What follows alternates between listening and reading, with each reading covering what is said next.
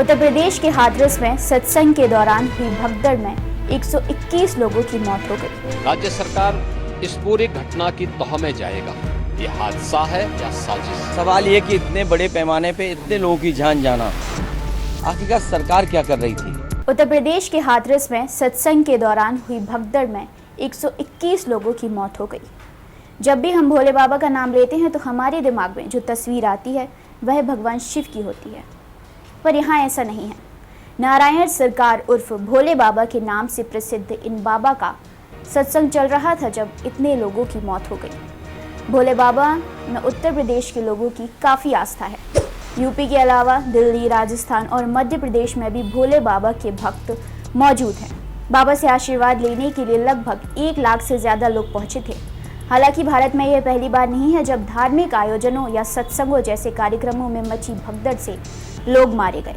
सत्संग में मौजूद कुछ लोगों ने बताया कि जब सत्संग खत्म हुआ तो बाबा से मिलने के लिए महिलाएं उनकी गाड़ी के पीछे दौड़ी, जिसके बाद भगदड़ मच गई।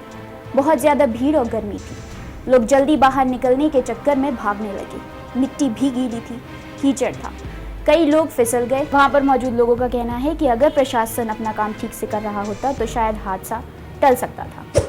इस हादसे को लेकर योगी आदित्यनाथ ने क्या बोला, ये आज हम आपको दिखाएंगे। सत्संग के प्रवचनकर्ता वहां से मंच से उतर रहे थे तो उनकी तरफ अचानक भक्तों की भीड़ उन्हें छूने के लिए उधर जा रही थी और सेवादारों के द्वारा रोकने पर यह हादसा वहां पर घटित हुआ।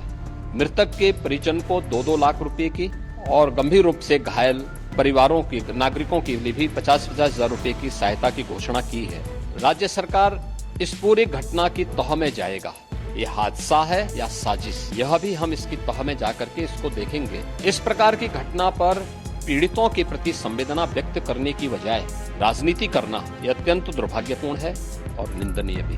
ये समय पीड़ितों के घावों पर मलहम लगाने का है, पीड़ितों के प्रति संवेदना का है। सरकार इस मामले में पहले से संवेदनशील है और सरकार इस मामले की तह में जाकर के साजिशकर्ताओं को भी और इस घटना के जिम्मेदार जो हैं उचित सजा देगी। आपको बता दें कि इन बाबा की पॉपुलैरिटी सिर्फ आम जनता तक नहीं थी, बड़े बड़े नेता जैसे अखिलेश यादव भी इनके यहाँ जाया करते थे। आइए दिखाते हैं हादसे को लेकर अखिलेश यादव ने क्या कहा। सवाल ये कि इतने बड़े पैमाने पे इतने लोगों की जान जाना, आखिरकार सरकार क्या कर रही थी? और सरकार की जानकारी में होने के बाद भी इतनी बड़ी घटना हो जाए, बहुत दुखद है। सरकार की जिम्मेदारी बनती है कि अगर किसी आयोजन में इतने लोग इकट्ठे हो रहे हैं या इतने लोग आने वाले हैं तो आखिरकार उनकी सुरक्षा, उनकी व्यवस्था के लिए सरकार ने क्या किया, ये सबसे बड़ा प्रश्न लगता है। देखिए, जब तक आप किसी आयोजन पे शुरुआत में से लेकर के अंत तक ध्यान नहीं देंगे तो ऐसी घटना ही होंगी। इसके लिए जिम्मेदार अगर कोई है तो वहां सरकार जिम्मेदार है।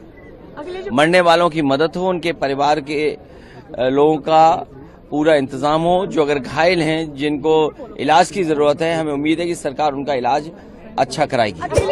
इस सब के बीच उत्तर प्रदेश के डीजीपी प्रशांत कुमार ने कहा कि 121 लोगों की एक्सीडेंट में जान गई है और किसी भी निर्णय पर जाना अभी हमारे लिए हमारी कार्यवाही में बाधा साबित हो सकता है। हालांकि इन्वेस्टिगेशन जारी है। क्या भोले बाबा गिरफ्त में होंगे पुलिस के? ये अभी सभी चीजें जांच का विषय है।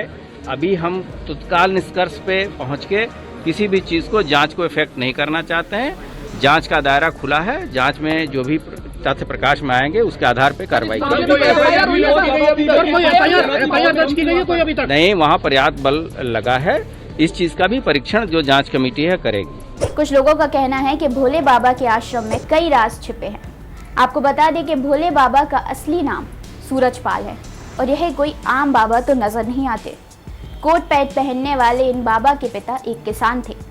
गांव में ही बाबा ने अपनी पढ़ाई पूरी की थी। वह कासगंज जिले के बहादुर नगर के मूल निवासी हैं।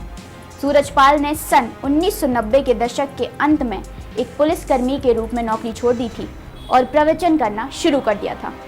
सूरजपाल उर्फ भोले बाबा की कोई संतान नहीं है। इतना ही नहीं, सत्संग में बाबा की पत्नी भी उनके साथ रहती हैं। वह अनुसूचित जाति यानी एससी समुदाय से आते हैं। बहादुर नगर में आश्रम स्थापित करने के बाद भोले बाबा की पॉपुलैरिटी गरीबों और वंचित वर्गों के बीच तेजी से बढ़ी और लाखों लोग उनसे जुड़ गए। फिलहाल मुझे दीजिए इजाजत और आगे की अपडेट्स को जानने के लिए हमसे जुड़े रहें।